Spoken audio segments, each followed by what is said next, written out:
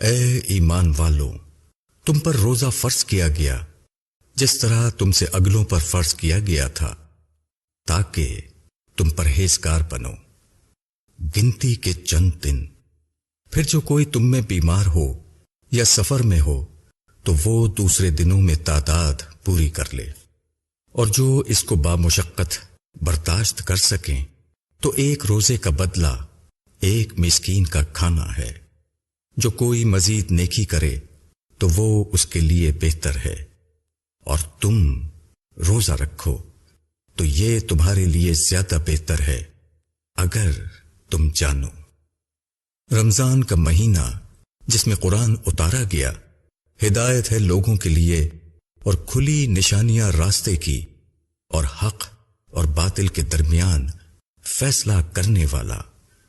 پس تم میں سے جو کوئی اس مہینے کو پائے وہ اس کے روزے رکھے، اور جو بیمار ہو یا سفر پر ہو تو وہ دوسرے دنوں میں گنتی پوری کر لے۔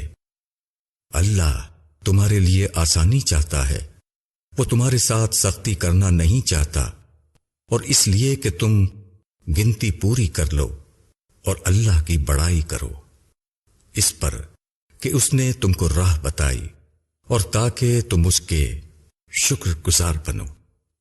اور جب میرے بندے تم سے میری بابت پوچھیں تو میں نزدیک ہوں، پکارنے والے کی پکار کا جواب دیتا ہوں۔ جبکہ وہ مجھے پکارتا ہے تو چاہیے کہ وہ میرا حکم مانے اور مجھ پر یقین رکھیں تاکہ وہ ہدایت پائیں۔ تمہارے لیے روزے کی رات میں اپنی بیویوں کے پاس جانا جائز کیا گیا، وہ تمہارے لیے لباس ہیں اور تم ان کے لیے لباس ہو۔ اللہ نے جانا کہ تم اپنے آپ سے خیانت کر رہے تھے تو اس نے تم پر عنایت کی اور تم کو معاف کر دیا، تو اب تم ان سے ملو اور چاہو جو اللہ نے تمہارے لیے لکھ دیا ہے، اور کھاؤ اور پیو یہاں تک کہ صبح کی سفید دھاری کالی دھاری سے الگ ظاہر ہو جائے، پھر پورا کرو روزہ رات تک۔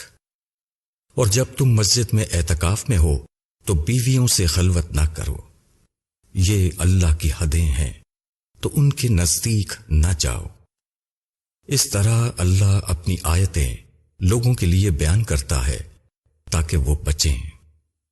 اور تم آپس میں ایک دوسرے کے مال کو ناحق طور پر نہ کھاؤ اور ان کو حاکموں تک نہ پہنچاؤ، تاکہ دوسروں کے مال کا کوئی حصہ بطریق گناہ کھا جاؤ، حالانکہ تم اس کو جانتے ہو۔